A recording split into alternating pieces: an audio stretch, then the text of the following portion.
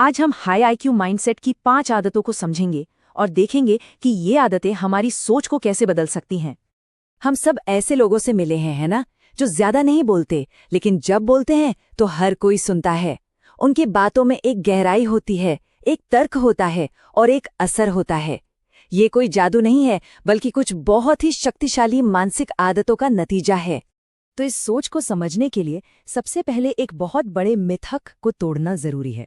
वो ये कि कुछ लोग बस एक स्मार्ट दिमाग लेकर पैदा होते हैं।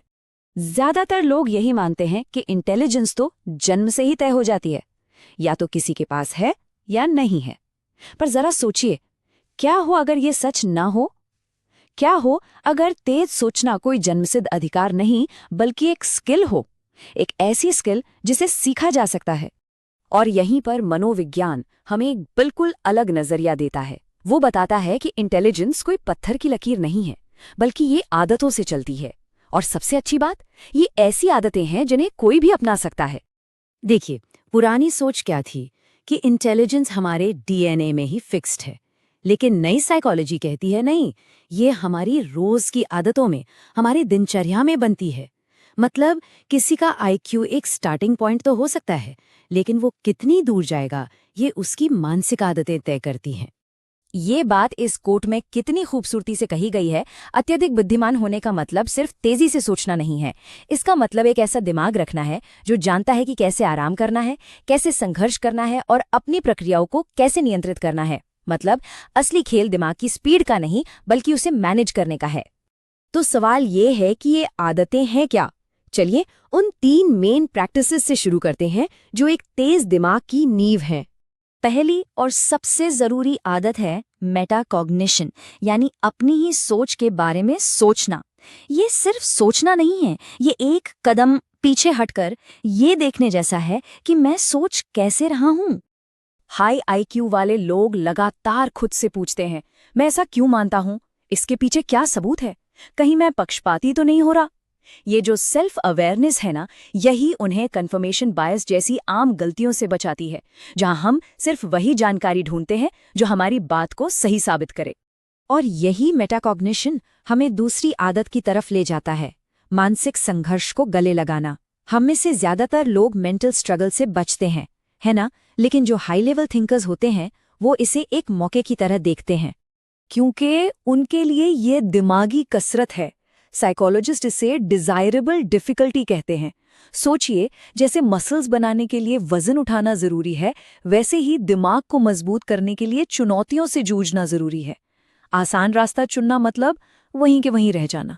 और तीसरी आदत है इमोशनल पॉज। जब भी कुछ होता है तो हमारा पहला रिएक्शन क्या होता है? तुरंत रिएक्ट करना।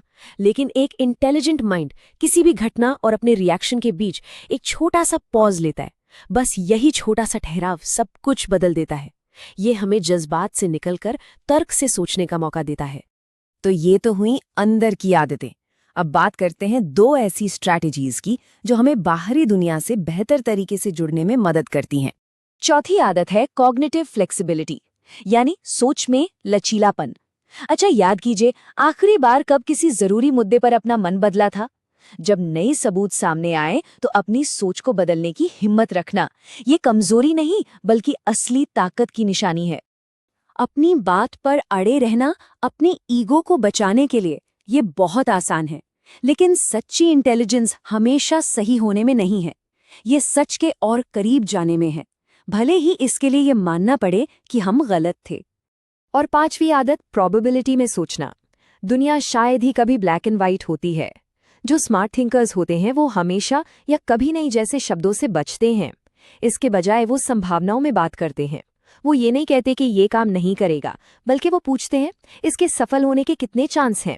ये एक छोटा सा बदलाव है, पर सोच में जमीन आसमान का फर्क ले आता है।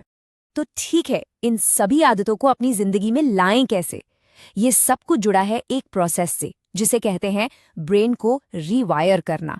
और ये एक ऐसा आइडिया है जो हमें हमारी क्षमता को नए सिरे से देखने की ताकत देता है। ये एक बहुत ही पावरफुल रियलाइजेशन है कि हमारा दिमाग प्लास्टिक की तरह है, उसे बदला जा सकता है। हर बार जब हम इनमें से किसी आदत को प्रैक्टिस करते हैं, चाहे अपनी सोच पर सवाल उठाना हो, किसी मुश्किल को चुनना हो या एक छोटा सा पॉज लेना हो, हम सचमुच अपने दिमाग के कनेक्शंस को बदल रहे होते हैं। हमारा अतीत ये तो बताता है कि हम आज यहाँ क्यों हैं, पर यह तय नहीं कर सकता कि हम कल कहाँ होंगे। तो चलिए जल्दी से इन 5 आदतों को दोहराते हैं जो किसी को भी एक बेहतर थिंकर बना सकती हैं। 1. मेटाकॉग्निशन, अपनी सोच के बारे में सोचें। 2. डिजायरेबल डिफिकल्टी, मुश्किलों को चुनें। 3. इमोशनल पॉज, रिएक्ट करने से पहले रुकें। 4. कॉग्निटिव फ्लेक्सिबिलिटी, अपना मन बदलने को तैयार रहें। और 5. प्रोबेबिलिटी में सोचें, ब्लैक एंड व्हाइट दुनिया से बाहर निकलें। और अंत में ये एक सवाल है जिस पर सोचना चाहिए, इन सब में से वो कौन सा एक मेंटल पैटर्न है जिसे सबसे पहले बदलना चाहेंगे। किसी एक आदत को चुनना और सिर्फ उस पर